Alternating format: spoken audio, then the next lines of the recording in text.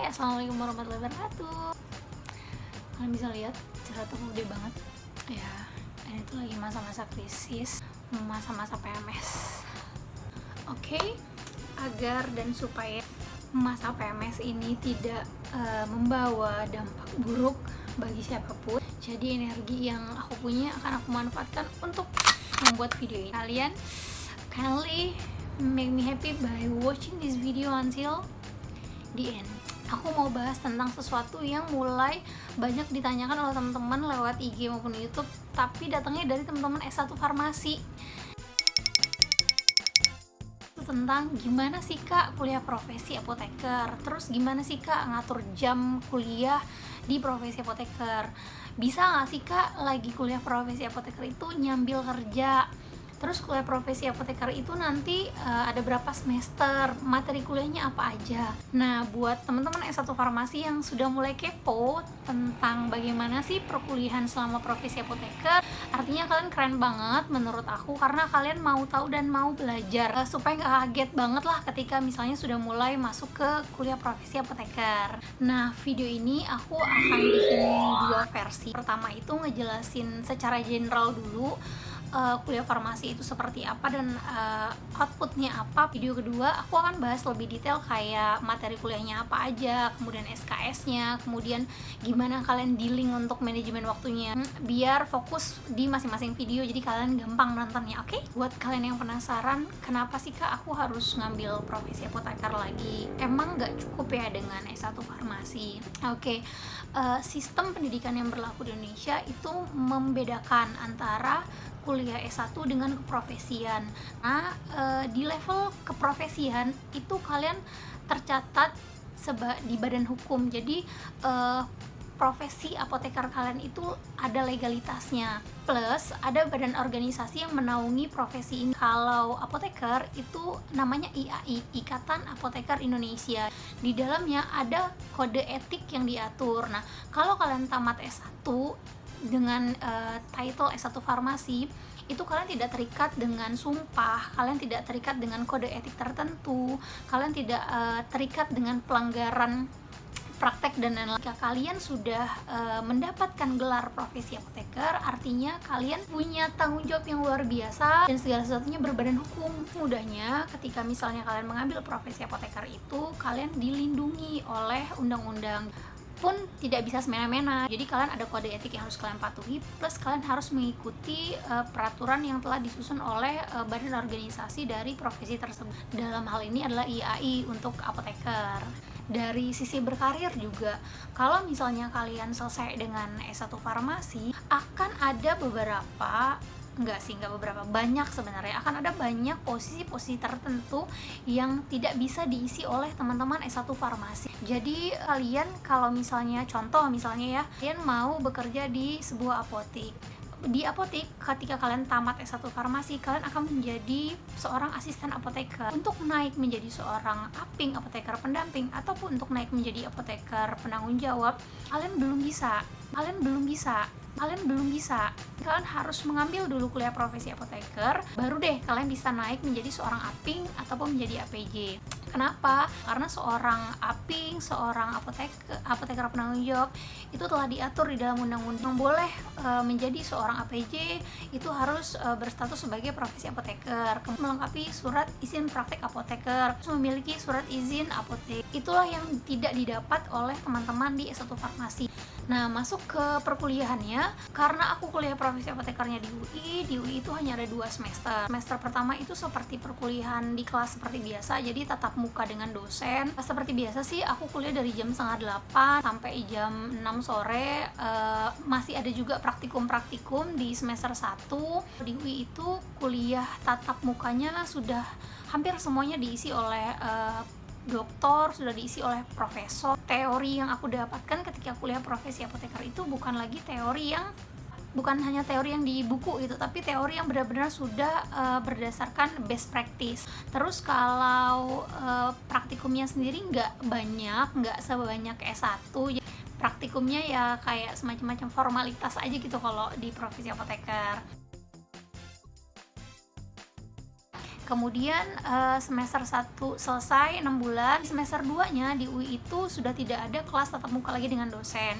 Hanya ada praktek kerja profesi apoteker PKPA. Nah, PKPA ini sendiri gimana sih Kak? Siapa yang nentuin gitu? Terus dapatnya di mana aja? Kalau di UI itu yang menentukan adalah UI. Aku ngambil peminatannya industri farmasi, maka PKP aku terlama adalah di kefarmasian terkait industrinya. Sementara teman-teman yang ngambil peminatan yang industri farmasi klinis, maka yang paling lama masa PKPA-nya adalah di rumah sakitnya atau di puskesmasnya. Kalau aku waktu itu tetap dapat keempat-empatnya bagian dari farmasian. Aku tetap dapat PKPA di industri, aku tetap dapat PKPA di distributor, tetap dapat PKPA di apotik, dan tetap dapat PKPA di puskesmas. Cuman rasio antara di industri dengan di apotik dengan di klinik di puskesmas itu lebih lama yang di industri. Di industri itu sampai, kalau nggak salah sampai 3 bulan gitu, tapi kalau yang di apotik itu cuman setengah bulan, kemudian di puskesmas juga cuma 2 minggu. Jadi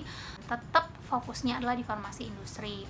Begitu juga dengan teman-teman yang mengambil farmasi klinis, fokusnya adalah di farmasi klinis, tapi tetap dapat farmasi industrinya, walaupun tidak sedalam teman-teman yang ambil farmasi industri. Nah, selesai 2 semester di profesi apoteker, kalian menutup profesi apoteker itu dengan yang namanya sidang profesi apoteker. Sidangnya sih kurang lebih sama kayak sidang S1 farmasi, cuman bener-bener lebih real praktek kalian gitu. Kayak misalnya aku nih di sidangnya itu ditanyakan gimana cara menghitung resep A, gimana cara memberikan konseling ke pasien, gimana cara diskusi dengan dokter. Kemudian terkait farmasi industrinya, aku ditanya bagaimana cara men-research obat, kemudian bagaimana menentukan formulasi. Jadi lebih real praktek di lapangan pada saat kalian PKPA misalnya, lebih ke sana arah pertanyaan selama sidang. Nah, selesai sidang sama tetap ada yudisiumnya. Selesai yudisium, nah ini yang paling challenging yaitu adalah sumpah profesi apoteker, dimana teman-teman di S1 farmasi itu belum disumpah. Teman-teman di profesi apoteker ini akan disumpah. Sumpahnya ini kolektif, satu angkatan. Aku sudah langsung dapat STRA. STRA itu adalah surat tanda registrasi apoteker. Jadi kalau misalnya kalian sudah masuk di bulan-bulan pelaksanaannya, sidang, yudisium, kemudian sumpah profesi apoteker, harus ada panitia khusus di angkatan kalian yang kolektif untuk mengurusi masalah terkait administrasi ini, yaitu surat menyurat dan legalitasnya kalian sebagai seorang profesi apoteker. Pada saat kalian sumpah itu salah satu yang diserahkan adalah STRA tadi. Jadi kalian akan tanda tangan surat tanda registrasi apoteker, dan itulah yang menyatakan kalau kalian sudah dinyatakan sebagai seorang apoteker. Tapi surat tanda registrasi apoteker itu belum berarti kalian sudah memiliki izin praktek ya, karena izin menjadi seorang apoteker dan izin melakukan praktek itu berbeda. Izin untuk melakukan praktek itu namanya SIPA, surat izin praktek apoteker, dan itu pengurusannya berbeda lagi, panjang lagi, aku nggak akan bahas di video ini.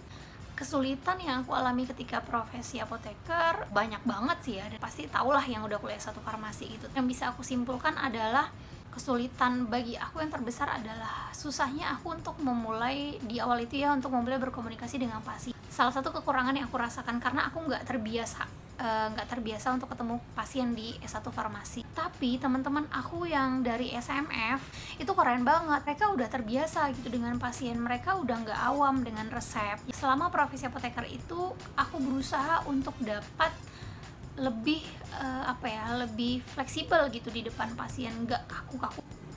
Nah, nggak selesai sampai di situ aja. Jangan happy dulu ketika kalian sudah lulus menjadi seorang profesi apoteker. Ada yang namanya UKAI, itu Ujian Kompetensi Apoteker Indonesia.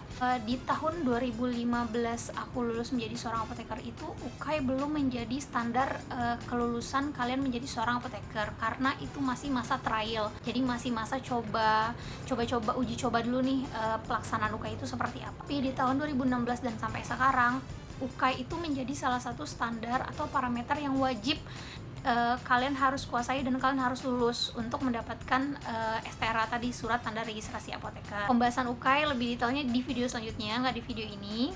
Tapi UKAI itu adalah ujian nasional profesi apoteker. Jadi ujiannya diadakan langsung oleh IAI gitu. Jadi pelaksanaannya serentak senasional dan ada beberapa periode dalam 1 tahun. Misalnya kalian nggak lulus di UKAI di periode tersebut, berarti kalian harus mengulang UKAI di periode berikutnya. Itu adalah momok yang sangat mengerikan bagi seorang apoteker. Hanya apoteker sih, dokter juga mengalami hal tersebut. Nah, terus jadi apoteker itu bisa nggak lulus gitu ya kak? Nggak hanya nggak lulus menjadi apoteker pada saat UKAI, pada saat sidang profesi apoteker pun kalian bisa nggak lulus gitu. Memang berat kuliah profesi apoteker, nggak mudah. Dari sekarang nih teman-teman yang S1 farmasi, kalian harus benar-benar mantepin setiap mata kuliah yang kalian dapat selama S1 supaya kalian pada saat profesi apoteker itu jatuhnya hanya memperdalam atau mengulang. Jadi bukan lagi baru mau belajar, bukan lagi baru mau cari tahu gitu. Sedikit terlambat sih ketika kalian baru mau mulai itu ketika kalian sudah di profesi apoteker. Oke, itu dia penjelasan panjang kali lebarnya terkait profesi apoteker. Semoga setelah menonton video ini kalian menjadi lebih bersiap sedia gitu ya, lebih prepare teman-teman yang di S1 farmasi untuk nanti lanjut ke profesi apoteker.